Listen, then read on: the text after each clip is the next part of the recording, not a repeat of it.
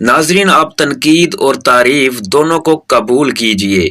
پودوں کو بڑھنے کے لیے دھوپ اور بارش دونوں کی ضرورت پڑتی ہے۔ جب لوگ پیچھے ہٹیں تو ان کے پیچھے بھاگا نہیں جاتا، بس ان کو خوش رہنے کی دعا دیں اور اپنا راستہ تبدیل کر لیں۔ ناظرین، دنیا کو دھوکے کا گھر اس لیے کہا جاتا ہے کہ یہاں پر حقیقتیں الٹی نظر آتی ہیں۔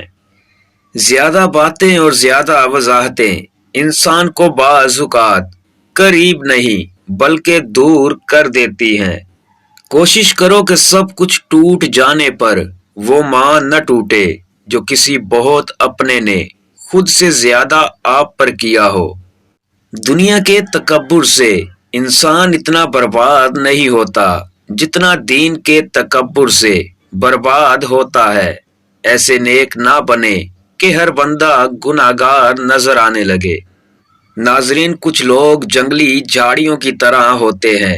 ان سے الجھنے کی بجائے بچ کر نکلنے میں ہی بھلائی ہوتی ہے۔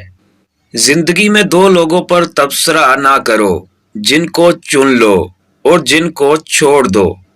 دنیا کا خوبصورت ترین شخص ہے وہ جسے مشکل میں آواز دینا آسان ہو۔ زندگی میں اگر برا وقت نہ آئے تو اپنوں میں چھپے ہوئے غیر اور غیروں میں چھپے ہوئے اپنے دونوں ہی چھپے رہتے ہیں۔ بے شک ہم کو معلوم بھی نہیں ہوتا کہ ہمارا رب کریم ہم کو کس کس مقام پر گرتے ہوئے تھام لیتا ہے۔ اپنا سفر ہمیشہ جاری رکھیں۔ خوبصورت منزلوں کے راستے اکثر دشوار ہوتے ہیں۔ اگر آپ کا اخلاق صرف من پسند لوگوں کے لیے اچھا ہے تو آپ موقع پرست ہیں، خوش اخلاق نہیں۔